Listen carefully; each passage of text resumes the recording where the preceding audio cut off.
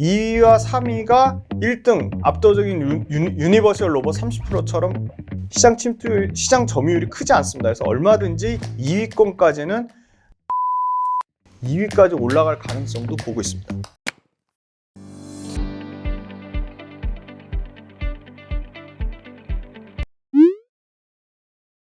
네, 안녕하세요. 김지훈의 훈훈한 주식입니다. 네, 오늘은 핵심 두산 로보틱스 주가는 26,000원 공모가 대비 엄청나게 올랐죠. 그런데 재미난 데이터는 엄청나게 올랐지만 레인보우 로보틱스 연초 대비 400% 넘게 오른 거에 비하면 아직도 레인보우 로보틱스 주가 오른 거하고는 차이가 있다는 거죠. 자, 두산 로보틱스. 네, 두산 로보틱스 관련돼서 기사 두산 로보틱스 생산성 혁신, 정책 지원 힘입어 흑자 전환 박차. 에너지 경제 신문에서 나온 건데요. 요거 제목이 있잖아요. 꼭 기사 찾아서 원문을 보세요.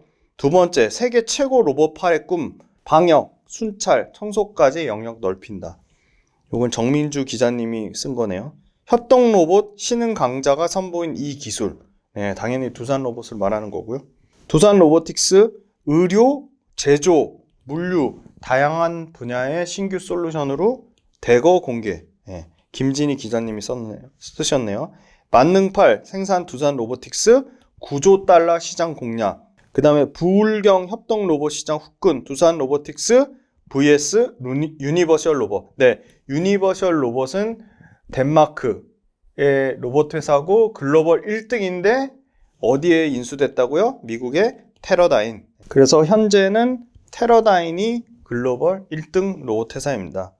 네, 두산 로보틱스 대 유니버셜 로봇의 부울경, 울산에서 거점 확보해가지고 생산 경쟁을 벌이고 있다. 네, 재미난 기사죠. 두산 로보틱스 3분기 기준으로 로봇팔이 92%, 솔루션 사업이 8% 매출을 차지하고 있고요. 두산 로보틱스 3분기 매출, 3분기 매출이 125억, 영업 적자 61억을 기록했는데 두산 로보틱스가 밝힌 거는 25년에 흑자 전환할 것이라고 예상을 했지만 그 흑자 전환 시기를 1년 앞당겨서 24년도에는 손익분기점을 돌파할 것으로 예상이 되고 있습니다. 매출은 전년 대비 56% 성장하면서 계속 매출 관련돼서는 적자는 나지만 폭풍 성장하고 있고요.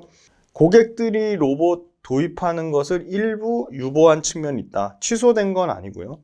MOU 체결한 이 프랜차이즈 커피 솔루션하고 교촌치킨 아시죠? 네, 그래서 튀김 쪽 솔루션의 매출 발생이 이연된 측면이 있는데 일단 프랜차이즈 커피 같은 경우는 4분기부터 본격적으로 매출이 발생하고요. 이 로봇 관련된 것도 이 판매 채널 굉장히 중요한데 3분기에 22개의 신규 채널이 추가되면서 전체 판매 채널을 103개를 조기에 달성했습니다. 그 중에 22개 신규 추가된 것 중에 17개가 북미고요. 북미 역시도 협동 로봇 분야 이 초기 시장이기 때문에 판매 채널 확대되는 거는 당연히 외형 성장 효과가 엄청나게 커질 거라고 봅니다. 시장 침투율이 로봇 같은 경우는 협동 로봇 시장 침투율이 6% 정도밖에 안 되기 때문에 굉장히 큰 성장의 여력이 남아있다. 26년까지 판매 채널은 대략 219개까지 커질 거라고 보는데요.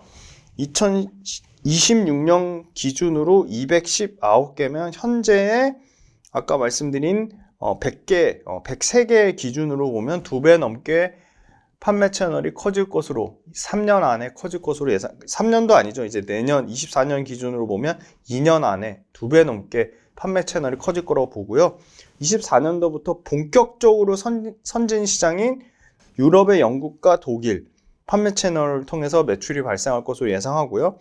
북미 같은 경우는 아까 로봇 산업에 대해서 말씀드릴 때 로크웰 오토메이션, 네, 여기도 상장사인데 여기랑 파트너십 강화해서 판매 채널이 추가로 확대될 것으로 기대하고 있습니다.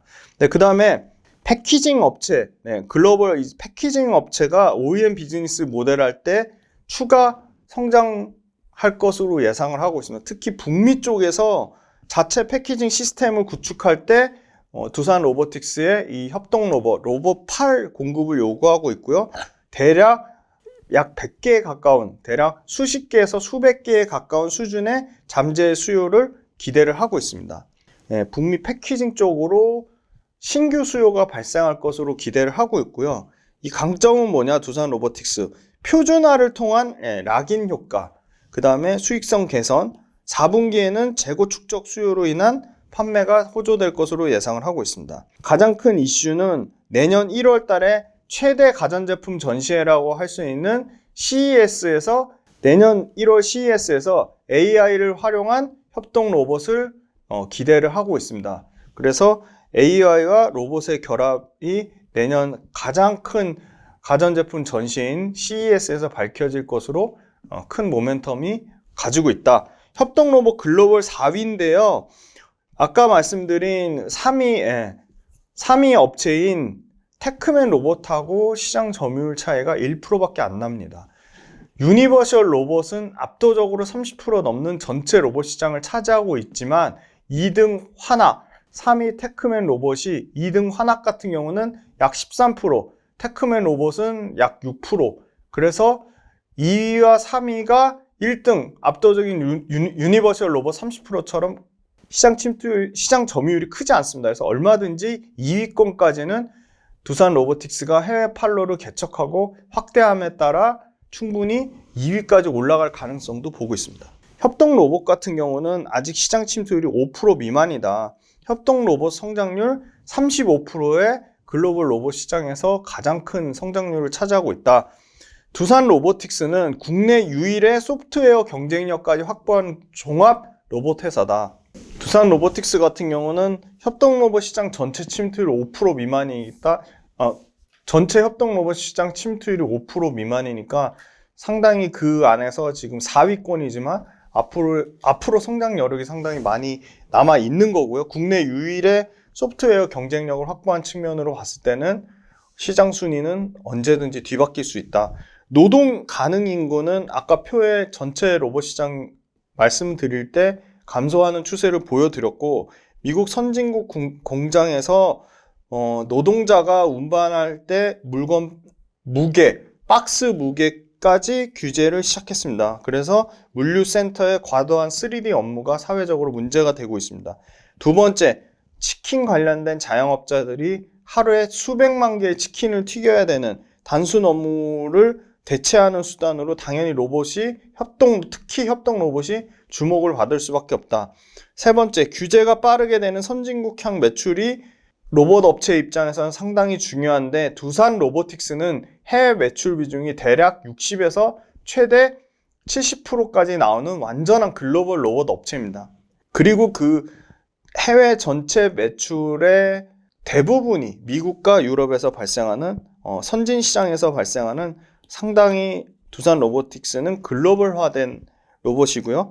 협동 로봇은 대략 잠재 수요가 280만 대에서 300만 대로 약 100조에서 최대 120조, 130조 이상으로 추정되는 굉장히 큰 시장을 갖고 있다. 아까 국내 로봇 회사 중에 소프트웨어까지 강력한 경쟁력을 확보했다고 말씀드렸는데요. 누구나 쉽게 협동 로봇 소프트웨어 설계가 가능한 개발 프로그램 다트 ID를 갖고 있고요. 소프트웨어 업로드하고 소프트웨어 다운로드를 하는 다트 스토어가 있습니다. 근데 이 다트 스토어는 코딩을 몰라도 누구나 로봇 동작이나 용도 관련된 어플리케이션을 제조해 업로드가 가능하게끔 되어 있습니다. 그래서 상당히 강력한 설계 툴 소프트웨어를 갖고 있어서 어플리케이션을 적용하거나 어플리케이션을 활용하는데 상당히 두산 로보틱스가 시스템이 잘 돼 있다. 두 번째, 연간 생산 캐파가 대략 2200대 정도 수준인데 이게 내년 기준으로 4000대 이상으로 늘어날 것으로 보고 있기 때문에 생산 캐파도 2배 이상 확대될 것으로 보고 있고요. 글로벌 협동 로봇 시장 점유율은 5.4%인데 테크맨이 약 6% 초반이라서 1% 차이도 안 난다. 유니버설 로봇이 압도적으로 36%, 2등이 환학, 일본의 환학이 14%인데 이들의 점유율도 계속적으로 감소하고 있다. 왜? 매력적인 신규 로봇 신제품을 그렇게 공격적으로 내고 있지 않고요. 두 번째, 로봇의 가격이 3위 업체인 테크맨 로봇이나 4위 업체인 두산 로봇만큼 가격 경쟁력에서 훨씬 떨어진다. 그리고 소프트웨어 관련돼서도 두산 로보틱스가 상당히 강력한 경쟁력을 확보하고 있습니다. 로봇 산업의 가장 중요한 거는 소프트웨어, 트랙 레코드, 최소 10년 이상을 사용해야 되기 때문에 안정적인 서비스망과 유저, 최종 사용자와 호환이 가능한 소프트웨어 업데이트가 굉장히 중요한 이 로봇을 쓰는 사용자의 요구사항입니다. 해외 대부분 로봇 회사들 말하는 겁니다. 해외 대부분 로봇 회사를 말하는 겁니다. 산업용 협동 로봇 회사들은 하드웨어에 집중되어 있습니다. 그래서 두산 로보틱스는 하드웨어 당연히 잘 하면서 소프트웨어 경쟁력을 핵심 기술에 접목시키고 있고, 사용자의 편의를 최대한 신경을 쓴 인터페이스를 구축해서 고객 락인 효과를 노리고 있습니다. 아까 말한 설계 공유 소프트웨어 오픈 플랫폼, 아까 말씀드린 설계 공유 소프트웨어 오픈 플랫폼인 다트 스윗의 자체 개발 출시로 소프트웨어 쪽에 상당한 경쟁력을 갖고 있다. 이 로봇 같은 경우는 개발보다 상업화가 어려운 시장입니다. 이게 포인트인데요. 상업화가 어려운데 두산그룹은 이미 두산 인프라코어, 그다음에 이 두산의 자체 해외 시장에서 축적한 브랜드 이미지, 그리고 두산그룹의 해외 네트워크로 이미 상당 부분 두산그룹의 브랜드 이미지라든지 해외 네트워크가 강력한 그 두산 로보틱스의 해외에서의 성장 동력에 아주 탄탄한 기반을 만들어줬고요. 기술적 시너지는 두산 인프라코어 때 수많은 엔지니어들이 로보틱스에 합류했습니다. 그래서 이 두산의 강력한 인프라코어 세계적인 굴삭기 노하우가 두산 로보틱스의 이 협동 로봇을 만드는데 상당히 기술적으로 시너지 효과를 냈고요. 사업적인 시너지는 두산그룹 자체적으로 두산의 여러 두산의 제조업 관련된 자회사 공장에 실제 아주 자유스럽게 이 테스트를 거쳤습니다. 시험가동 테스트를 거쳤고 품질 관리하고 상품화하는 과정까지 두산그룹의 지원을 받아서 상당히 매우 유리하게, 이 로봇 관련된 회사는 스타트업 회사가 많은데 이런 테스트하고 품질 관리하고 상품화하는 과정을 이렇게 그룹사에서 전폭적으로 지원을 받으면서 하기 상당히 어려운데 매우 유리한 측면을 스타트업 로봇 회사와는 차원이 다른 제품 테스트 환경과 영업 채널을 구축을 했다. 왜냐? 두산그룹은 이미 글로벌 38개국 이상 110개 지점 1,500개 이상의 영업망을 갖고 있기 때문에 이 부분이 상당히 두산 로보틱스 해외 진출을 하는데 아주 큰 역할을 했고요. 영국과 미국에서 두산의 공작기계 딜러 네트워크를 활용했습니다. 스타트업의 협동 로봇 업체들하고는 차원이 다른 네트워크와 영업망, 그리고 기술적 지원이 있었습니다. 협동 로봇은 산업 로봇이랑 달라서 인간 바로 옆에서 인간을 보조하는 작업을 손쉽게 할 수 있습니다. 그리고 누구나 쉽게 조작이 가능하고요. 안전 패스가 필요 없는 거죠. 그리고 상대적으로 산업 로봇보다 훨씬 가볍습니다. 그리고 자동화 공장에서 간편 설치가 가능하고요. 그런데 전통 산업은 레이아웃도 바꿔야 되고요. 작업자도 분리해야 되고 위험한 측면이 있어서 굉장히 산업용 로봇을 소위 말하는 대체하는 수요가 협동 로봇으로 많이 바뀔 것으로 예상이 돼요. 협동 로봇이 산업용 로봇을 대체하는 아주 구조적인 성장주로 커질 가능성이 매우 높고요. 인건비 외에도 이 두산 로보틱스가 하는 협동 로봇은 공급망 재편의 아주 핵심 하드웨어 중에 하나입니다. 노동 인구는 계속 감소하고요. 인건비는 지속적으로 상승하고 있습니다.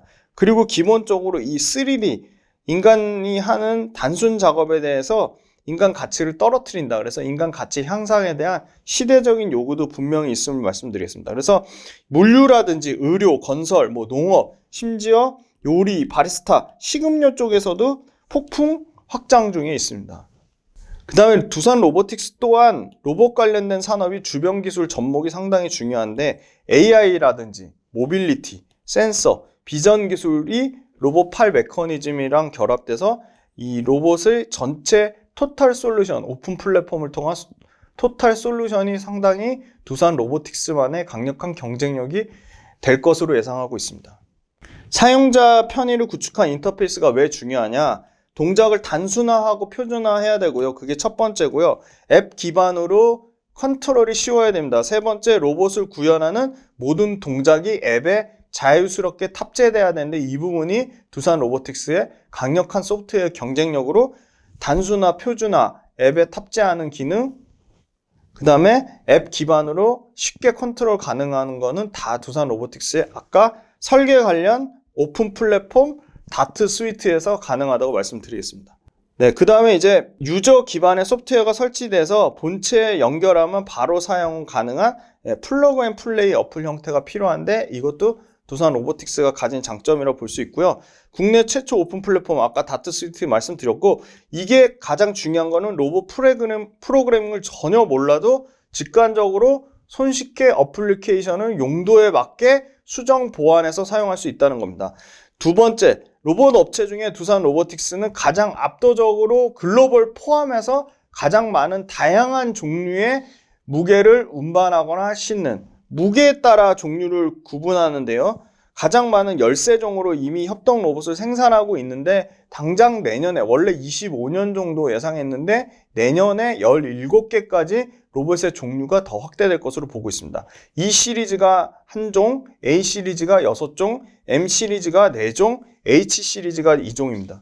네, 이 중량 관련해서 가반 하중이라고 하는데 이 가반 하중, 무거운 중량일수록 더 당연히 기술적으로 높은 난이도를 요구하고 이 무거운 중량, H 시리즈가 가장 무거운 중량을 이동시키는 로봇인데 이 H 시리즈가 두산 로보틱스가 20에서 25kg을 세계 최초로 출시를 했고요. 현존하는 협동 로봇 중에 가장 무거운 중량을 나르는 로봇 시리즈가 두산 로보틱스가 가장 잘 되어 있습니다.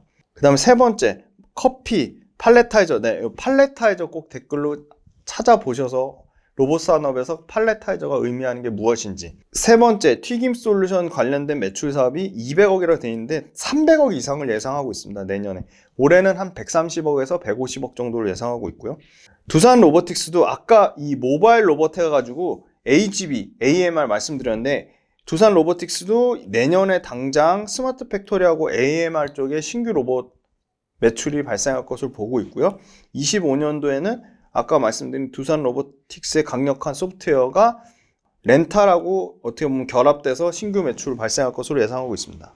시장에서 예상하는 내후년보다는 1년 당겨진 내년에 37억 정도 흑자 전환을 예상하고 있고요. 25년에 544억. 네. 내년보다는 거의 15배 가까운 영업이익 성장을 예상하고 있습니다. 영업이익률 21%를 회사가 목표로 하고 있고요. 네, 요게 두산 로보틱스랑 이베스트에서 참고한 자료인데요. E 시리즈, A 시리즈, M 시리즈, H 시리즈입니다.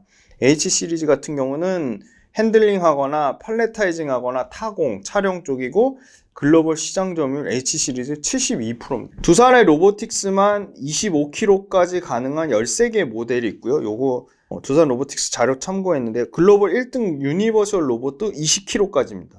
2등 환학 역시 20kg까지입니다. 심지어 모델 수는 유니버셜 로봇이 5개밖에 안 되고요. 환학은 7개. 그 다음에 3위인 테크맨이 역시 20kg까지만 되고 모델 수는 10개로 가장 많습니다.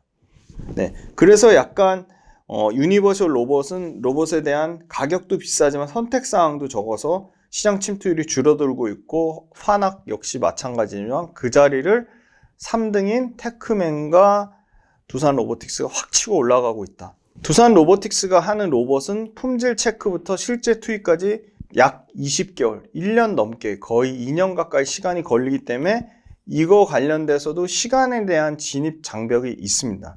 두산 로보틱스의 매출을 보시면 2027년까지 골고루 늘어나는데 역시나 이 가장 고부가가치를 창출하는 H 시리즈가 급격하게 늘어날 것으로 보고 있습니다. 네, 아까 H 시리즈는 글로벌로 봐도 상당히 경쟁력이 있다고 말씀드렸고 마진율도 높고 두산 로보틱스가 H 시리즈에서는 글로벌에서도 상당히 최상위권에 있다. 주요 협동 로봇 제조업체 매출로 보면 역시나 압도적으로 덴마크의 유니버셜 로봇, 지금은 어디라고요? 테러다인. 네, 테러다인에 합병됐습니다. 테러다인이 1등이고요. 그 다음에 2등 하나, 3등 테크맨, 4등 두산 로보틱스인데 테크맨하고 두산 로보틱스 매출 차이 거의 안 납니다. 이것도 얼마든지 뒤집을 수 있다. 그래서 두산 로보틱스는 환하까지 한번 바라보지 않을까. 네, 여기 좀 겹쳐서 죄송한데요. 네, 두산 로보틱스는 제품의 라인업, 트랙 레코드, 양산 역량, 제품력 이 네 가지에서 모두 국내 1등입니다. 네, 뭐라고요? 제품 라인업, 트랙 레코드, 양산 역량, 그 다음에 제품 고유의 제품력 이게 네 가지가 모두 국내 1등이고요. 글로벌로도 탑 5위권이다. 네, 매출을 쪼개하는 거 분개한다고 하는 게 굉장히 중요한데요. 23년 매출 기준으로 로봇8이 네, 요거 밑에다 쓰겠습니다. 533억으로 전체 매출의 80%인데요. 이게 점차적으로 줄어들죠. 24년에 825억을 예상하고 70%까지 떨어지고요. 25년 기준으로는 55%까지 떨어집니다. 25년 기준으로는 매출이 1473억을 예상을 하고요.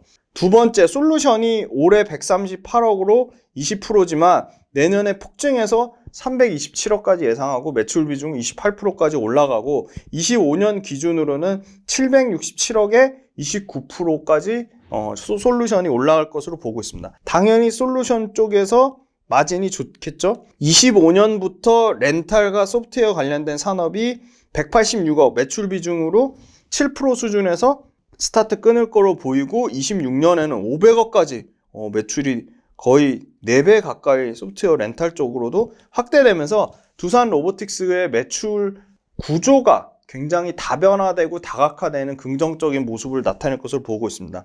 스마트 팩토리와 AMR은 당장 내년부터 약 1%의 비중으로 19억 정도 매출이 발생할 것으로 보이고요. 이것도 급격하게 8배 이상 늘어나면서 25년에는 215억으로 8% 정도 매출 차지할 것으로 보이고 26년에는 902억으로 매출 포지션 기준으로는 20%대까지. 그래서 24년, 25년, 26년으로 갈수록 단순히 로봇파를 떠나서 솔루션, 그 다음에 소프트웨어 렌탈, 그 다음에 스마트 팩토리, 그 다음에 AMR, 이 모바일 로봇 쪽까지 엄청나게 제품 포트폴리오가 다변화되면서 마진 구조도 좋아지고 영업 레버리지도 개선되는 24, 25년, 24, 25, 26년까지 PQ가 모두 폭풍 성장하는 구간에 진입할 것을 보고 있습니다. 성장률을 볼게요. 로봇8은 2023년부터 19% 성장하고 24년에 단순하다고 보는 로봇8조차도 24년에 55%, 25년에 79%, 26년부터 성장률이 둔화되네요. 그런데 25년 기준으로 79%까지 성장률이 나오고요.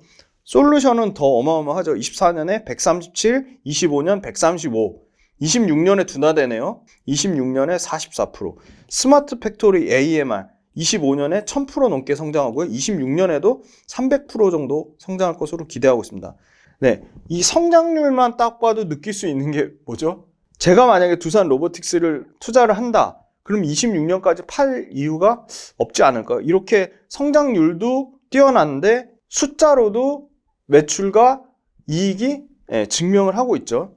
그런데 더 긍정적인 거는 단순히 로봇 8에만 의존하는 게 아니라 훨씬 더 마진율이 좋은 솔루션, 소프트웨어 렌탈, 스마트 팩토리, AMR, AGB 이쪽으로 매출이 골고루 다각화되는데 매출 다각화되는 렌탈, 스마트 팩토리, 솔루션, AMR이 기존의 로봇8보다 더 마진 구조가 좋다는 겁니다. 매출은 PQC죠. C, 코스트, 비용을 통제를 잘할 수 있다면 당연히 마진은 좋아질 수밖에 없는데 두산 로보틱스의 판매 관리비를 한번 보겠습니다. 2022년 작년 기준으로 매출 대비 275억으로 61%, 네, 엄청나게 판매 관리비 비중이 높았는데 23년에 315억으로 47% 급격하게 떨어집니다. 24년에 35%까지 떨어지고 25년에 20%. 그러니까 굉장히 비용 통제를 잘한다는 거죠. 그래서 25년 기준으로는 판매 관리비가 22%까지 떨어지고요. 26년에는 최대 20%까지 감소할 것으로 보고 있습니다. 그래서 비용 통제를 상당히 잘하고 있다. 네, 23년 생산 캐파는 연 2200대에서 내년에 4000대로 2배 이상 성장하고요. 회사의 장기 목표는 2026년까지 연 생산 캐파를 11,000대까지, 그러면 지금의 23년 캐파의 5배 넘는 성장을 예상하고 있습니다. 두산 로봇은 협동 로봇 관련돼서 ISO 안전 등급의 경쟁사 대비 상단의 등급을 받고 있어서 안정성 측면에서도 국내 1등으로 검증을 받고 있고요. 북미 지역 노사 갈등이 반복되고 있죠. 그러면 북미 지역에서도 아까 패키징 업체만 말씀드렸는데 북미 제조업체 관련돼서도 로봇의 평균 도입 시기는 계속 빨라질 수밖에 없다. 이미 작년까지 해외 매출 쪽에서 3.4배의 폭풍 성장을 했는데 첫 번째는 시장 최초로 아까 말씀드린 H 시리즈 가장 높은 무거운 하중을 나르는 이 H 시리즈 관련된 하이 페이로드 라인업이 글로벌 2등인 환학이라든지 국내의 레인보우 로보틱스라든지 글로벌 1등 유니버셜 로봇이 25kg 하중에서 이미 진입을 못했고요. 이제 막 20kg는 이미 진입했고 20kg 이상을 출시를 준비하고 있기 때문에 H 시리즈에서 압도적인 점유율, 시장 침투율 72%, 압도적인 점유율로 가장 높은 무게 하중을 옮기는 데서 폭발적인 해외, 유럽과 북미 모두 선진 시장에서 매출을 이끌어냈다. 협동로봇 글로벌 로봇은 올해 7만 대에서 2032년 기준으로 43만 대까지 대략 2032년까지 6배 이상의 성장을 예상하고 있습니다. 현재 평균 판매 단가가 3천만 원 중후반 선으로 M 시리즈 단가에 근접했다. 그러니까 당연히 더 비싸야 될 H 시리즈가 M 시리즈 단가랑 비슷한 수준까지 가격 경쟁력까지 갖췄다는 겁니다. H 시리즈는 6축 모두의 토크 센서, 아까 개념 설명드렸죠? 토크 센서를 탑재해서 비정령 동작 수행이나 힘을 정교하게 제어하고 있습니다. 근데 토크 센서가 전류 센서보다 단가가 높아서 보급형이나 저사양 제품에는 탑재를 안 하고 최고 사양인 H 시리즈에만 토크 센서를 탑재하고 있습니다. AMR, 이게 뭐의 약자인지 엄청 궁금하셨을 거예요. AMR 같은 경우는 어토너머스 모바일 로봇의 약자고요. 이것을 현재 그 로봇파라고 결합된 모바일 앤 매니퓰레이터, 모마 플랫폼으로 훨씬 고단가의 복합 솔루션을 기대를 하고 있고요. AMR, 어토너머스 모바일 로봇 관련돼서는 IPO로 수혈한 4,200억의 자금을 통해서 AMR 기술을 확보한 기업에 대한 인수, M&A도 기대감을 갖고 있습니다. 네, 요거는 두산 로보틱스 사업 영역이고요. 협동 로봇의 E 시리즈부터 가장 무거운 25kg 하중을 견디는 H 시리즈까지 있고요. 네, 솔루션은 뭐냐? 솔루션은 뭐 커피 모듈이라든지 팔레타이징 개념 찾아보셔서 댓글로 달아달라고 말씀드렸습니다. 네, 튀김 솔루션 이미 교촌이랑 진행을 하고 있죠. 아이스크림 로봇이라는 것도 있네요. 네, 그리고 대부분의 제조 관련돼서 용접이 굉장히 힘든 작업이기도 하지만 3D 업종 중에 하나입니다. 그래서 용접 관련돼서 조선사에서 굉장히 큰 문제가 돼서 동남아시아라든지 국내 말고 다른 데서도 인력을 많이 수급을 하는데 그거조차도 수급이 잘 안 돼서 이제 용접 관련돼서 이 조선 쪽에서 상당히 로봇이 엄청나게 커질 거라고 보고 있습니다. 미래 성장 동력 중에 하나는 소프트웨어. 네, 다트 스윗 말씀드렸죠. 요거 관련돼서 다트 아이디어는 로봇 앱 개발을 위한 툴이고요. 다트 플랫폼은 앱을 실제로 다운로드하고 실행시켜서 어플리케이션을 다양하게 적용하거나 변경하거나 수정할 수 있게끔 해놨죠. 네, 이 로봇 라이덤에 따른 단가 차이인데요. 평균 단가보다 월등히 높은 H 시리즈를 말씀드리는 거예요. 삼성증권 자료를 참고했습니다. 근데 H 시리즈의 비중이 급격하게 늘어나죠. H 시리즈의 비중이 급격하게 로봇팔 라인업 두산 로보틱스의 매출 중에 단가도 비싼데 매출 비중도 엄청나게 커질 것으로 굉장히 긍정적으로 보고 있습니다.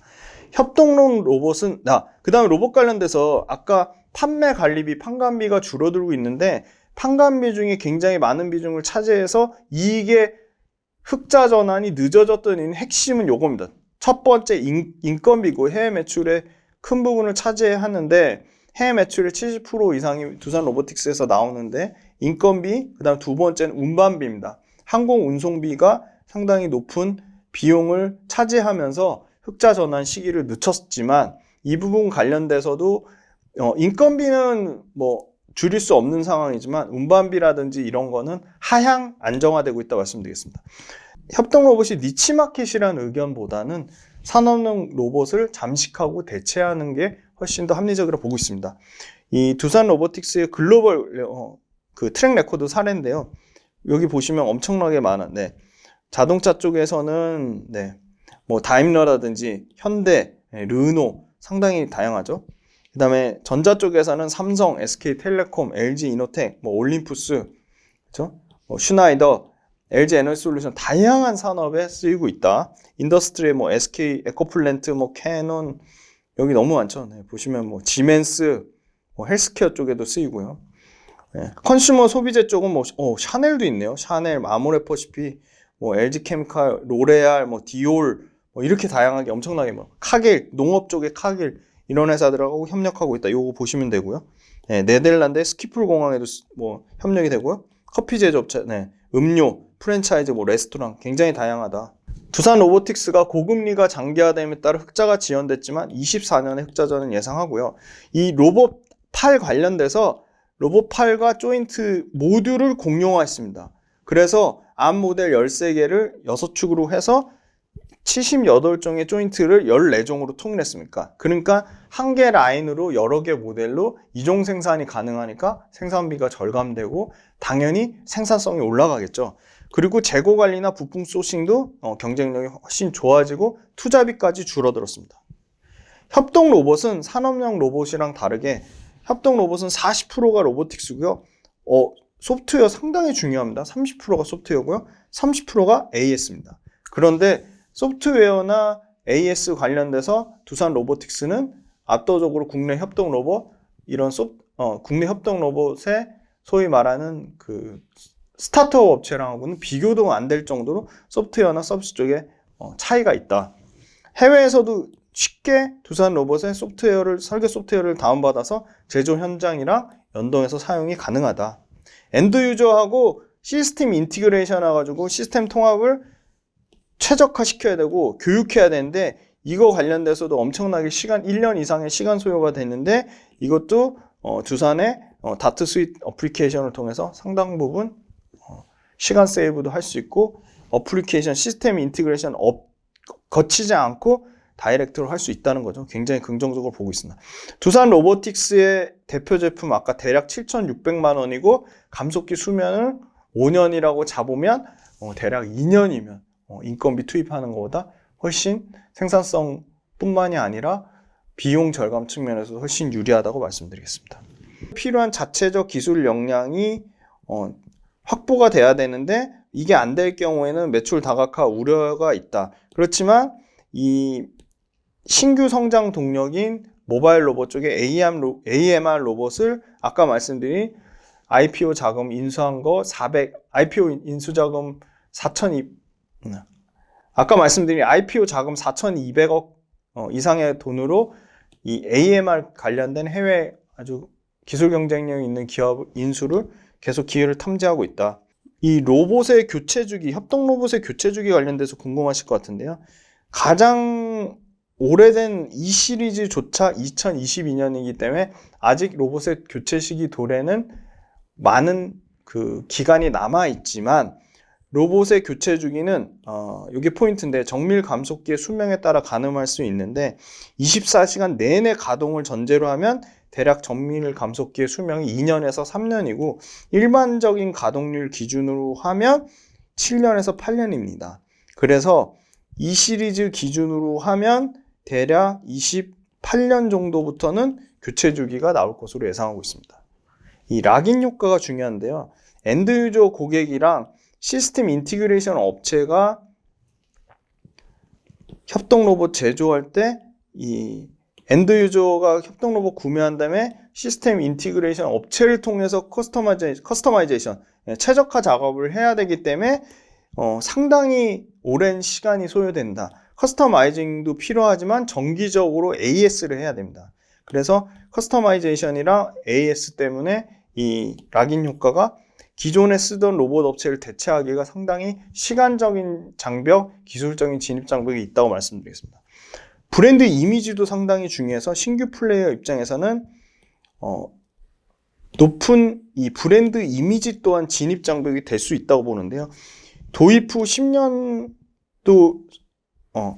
로봇을 도입한 다음에 10년 이상도 쓸 수가 있기 때문에 그 쓰는 과정 중에 소프트웨어를 수정하거나 AIS 하는 과정에서 고객하고의 긴밀한 소통이 필수적인데 이거는 고객사 측면에서 글로벌 네임밸류가 없거나 아니면 트랙 레코드, 증명된 레코드가 없으면 소통 자체를 안 하려고 하기 때문에 신규 플레이어 진입하는 것조차가 어렵다고 보고 있습니다.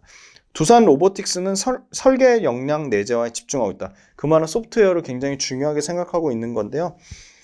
설계 역량 내재화도 하고 있지만 핵심 부품 중에 아까 말씀드린 하모닉 감속기, 납데스코 감속기가 대부분의 로봇 감속기의 시장 점유율에서 90% 이상을 차지했는데 이미 SPG랑 국내 업체로부터 국내 업체로 벤더를 이원화하고 있고 국산화율을 감속기를 포함해서 83%까지 상당히 높이고 있습니다.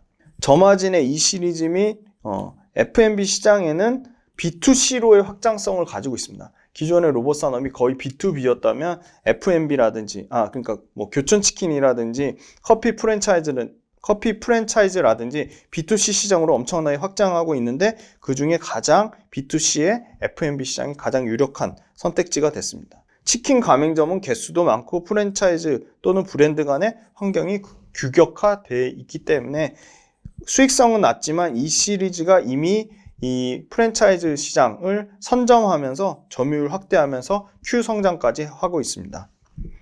협동 로봇 시장 점유율 아까 말씀드린 대로 유니버셜이랑 파나 그 다음에 테크맨인데 테크맨하고는 1%밖에 차이가 안 나고요. 유니버셜 로봇이랑 파나는 가성비 측면, 그 다음에 그 커스터마이징 측면, 그 다음에 캐펙스 늘리는 것 측면, 그 다음에 로봇의 모델 종류수, 신규 로봇 그 4가지 측면으로 봤을 때는 점유율이 떨어지고 있다. 그렇게 말씀드리겠습니다. 협동 로봇 출하량 관련돼서는 중국, 독일, 미국, 그 다음에 남아메리카 정도 순으로 시장이 출하량 기준으로 형성이 되어 있고요. 협동 로봇은 지금 계속 폭풍 성장하는 중이고 성장률로 치면 35% 성장률을 차지하고 있다고 말씀드리겠습니다.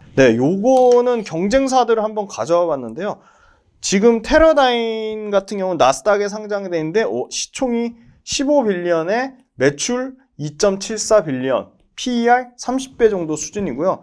최고가 대비 테러다인 같은 경우는 워낙 사업이 다각화되어 있고 크기 때문에 최고가 대비 많이 줄긴 했지만 최근에 다시금 상승하는 모습을 보여주고 있고요.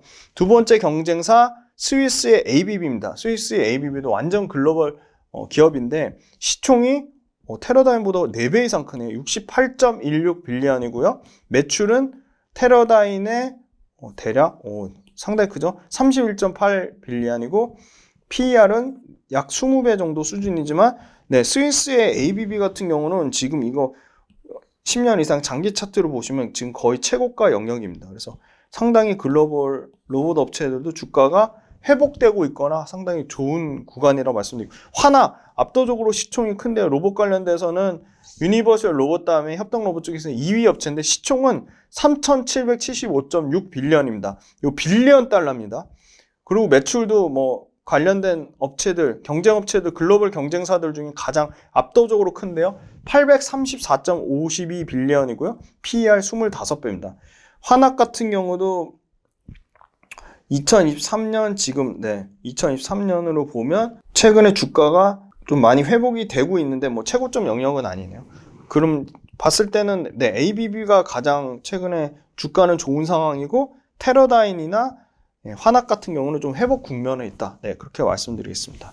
그리고 두산 로보틱스 이제 중요 포인트 짧게 이제 숫자로 한번 정리해 드릴게요. 최근에 기관하고 외국인이 아무래도 매도세보다는 매수세가 더 많고요. 아주 높은 최근에 단기간에 많이 올랐음에도 불구하고 외국인과 기관 쪽에서는 매수세가 들어오고 있는데 외국인의 보유 비중이 지금 12월 13일 기준으로 1.8%밖에 안 됩니다. 그래서 충분히 여기서 외국인 지분율은 늘어날 가능성이 있다고 보는 게 외국인 로봇 산업을 나쁘게 보고 있지 않고요. 두산 로보틱스의 그 글로벌 협동 로봇 기준 4위라는 거, 그다음에 두산 로보틱스가 25kg 하중에서 세계 최초고 시장 점유율도 70% 이상 차지하고 있다는 거, 그리고 소프트웨어의 경쟁력을 갖고 있다는 걸 잘 알고 있습니다. 요거는 6월 1일 약 6개월의 수급을 봤더니 개인은 누적으로 2,769억을 순매수했고요. 외국인은 6개월 누적으로 1,692억을 팔았고 기관은 468억을 팔았습니다. 그런데 재미난 거는 최근에 연기금이 폭풍 순매수를 하고 있고요. 6개월 동안 연기금이 1조 5천억을 샀습니다. 연기금이 1조 5천억 샀다는 것은 굉장히 로봇 산업에 대한 중장기 성장성, 그 로봇 산업 내에서 압도적인 1등 기업인 두산 로보틱스에 대한 굉장히 장기 긍정적인 그림을 보고 1조 5천억을 샀다는 거고요. 기관은 다 파는데 연기금이 산다는 거는 장기적인 투자 가치가 높다고 볼 수 있을 것 같습니다. 1월 1일부터 연초 대비로 봤을 때는 외국인은 연초부터 보면 연초가 아니죠. 이거는 이제 두산 로보틱스는 10월 5일에 상장했으니까 10월 5일부터입니다. 외국인은 대략 1,400억을 매도했고요. 기관은 대략 463억을 매도했습니다. 그런데 이 중에 연기금이 최근 6개월 동안 1조 넘게, 1조 5천억 넘게 사고 있다는 거고요. 일봉 차트입니다. 한 번도, 요때 한 번 깼네요. 단기 11선하고 21선을 추세를 딱 한 번 이탈했죠. 21선은 한 번도 이탈 안 했고요. 추세가 상당히 아주 아름다운 모습이죠.